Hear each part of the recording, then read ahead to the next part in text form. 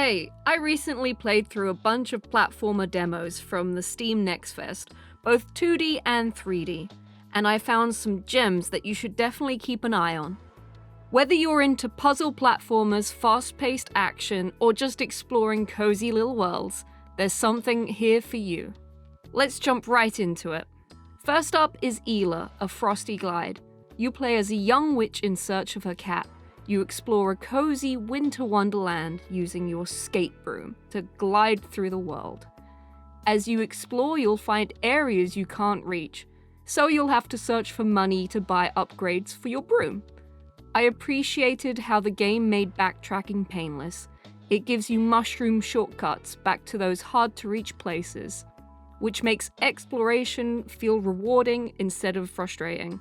That said, I did have a couple of issues. I found myself wrestling with the camera more than I'd like, which can be a problem in exploration-heavy games. And honestly, it'd be awesome if you could do some tricks mid-glide. Really lean into that skating vibe. Still, if you like chill exploration and witchy winter aesthetics, definitely check this one out.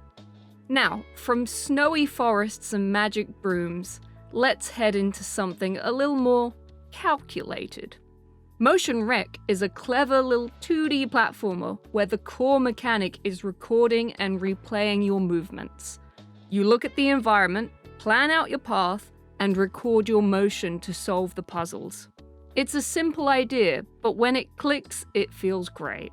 There's also a bit of exploration here too, as you hunt down hidden musical notes scattered throughout the world.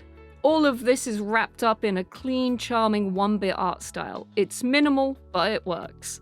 If you like puzzles that reward patience and planning, Motion Rec might be your jam. Hiroami is a beautiful game.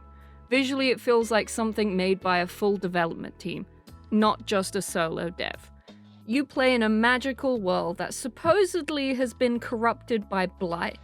Although visually, it still looks pretty bright and serene.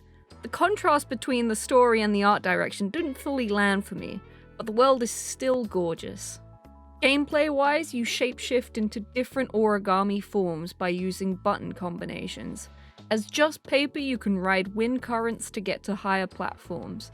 And after defeating an armadillo boss, you unlock a spin move to smash through stone blocks. It's fast-paced, stylish, and packed with potential. Definitely one to keep an eye on. Now, let's go from origami elegance to a bagel with a death wish. Grappling Bagel is a fast-paced 2D precision platformer about a masochist bagel who loves riding rope. This game is all about quick reactions and maintaining momentum. The game is never frustrating due to how quickly you can get through levels, and their generous checkpoint system. If you like fast-paced, lewd bagels, this might be the game for you. Alright, time to shake off the bagel crumbs and head to something with vampires. In Vampire's Best Friend, you play as a familiar of a young vampire who's been trapped in her coffin by a bunch of meanies. It's a self-described batformer. And yeah, you're a bat! Flapping your way around a spooky castle, collecting garlic, and managing your stamina by perching to rest. The momentum-based flying mechanics are fun, and the art style gave me major mini-clips and Nitrome flashbacks. If you grew up on those kinds of browser games, this one will hit you right in the nostalgia. And finally, let's wrap things up with a love letter to the PS2 era. Machina is a Metroidvania platformer, inspired by classic PS2 games. You play as Bogey, an android fighter jet. You start with the basic set of abilities, but as you explore the world, you unlock new abilities to help you in both combat and traversal. I enjoyed gliding through the world, chaining together moves to give myself that extra distance.